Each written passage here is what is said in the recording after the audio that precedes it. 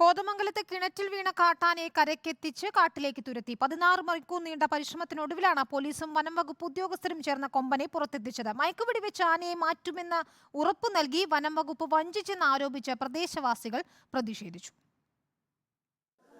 കോതമംഗലം കോട്ടപ്പടിയിലെ സ്വകാര്യ വ്യക്തിയുടെ കിണറിൽ കാട്ടാന വീഴുന്നത് ഇന്നു പുലർച്ചെ 1 മണിക്ക്. പോലീസും വനം വകുപ്പ് ഉദ്യോഗസ്ഥരും സ്ഥലത്തെത്തി.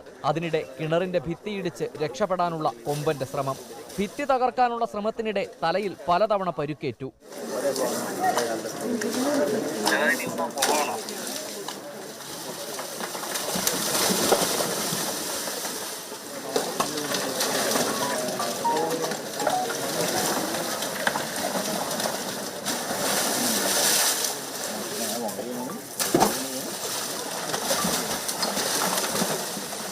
കാട്ടാനയെ മയക്കുവെടി വെച്ച് പ്രദേശത്തുനിന്ന് കൊണ്ടുപോകണമെന്ന് നാട്ടുകാർ. മണിക്കൂറുകൾ പിന്നിട്ടിട്ടും നടപടികൾ ആരംഭിക്കാതെ വന്നതോടെ ജനരോഷം ഇരമ്പി.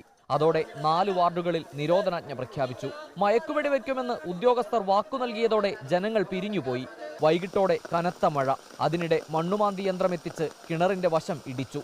16 മണിക്കൂറുകൾക്ക് ശേഷം കാട്ടാന കിണറിനു പുറത്തേക്ക്.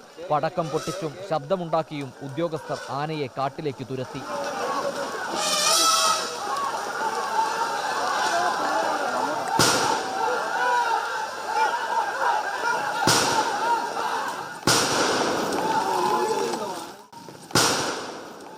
മയക്കുവെടി വെക്കാതെ ആനയെ കയറ്റിവിട്ടതോടെ ജനങ്ങൾ വീണ്ടും പ്രതിഷേധവുമായി രംഗത്ത്. കാട്ടാന ഇനിയും പ്രദേശത്തേക്ക് തിരിച്ചെത്തുമെന്നും വനം വകുപ്പും പോലീസും തങ്ങളെ പറഞ്ഞു പറ്റിച്ചുവെന്നും നാട്ടുകാർ. 16 മണിക്കൂർ നീണ്ട ആശങ്കകൾക്കൊടുവിലാണ് കോട്ടപ്പടിയിലെ ഈ കിണറിൽ വീണ ആനയെ രക്ഷപ്പെടുത്താൻ സാധിച്ചത്.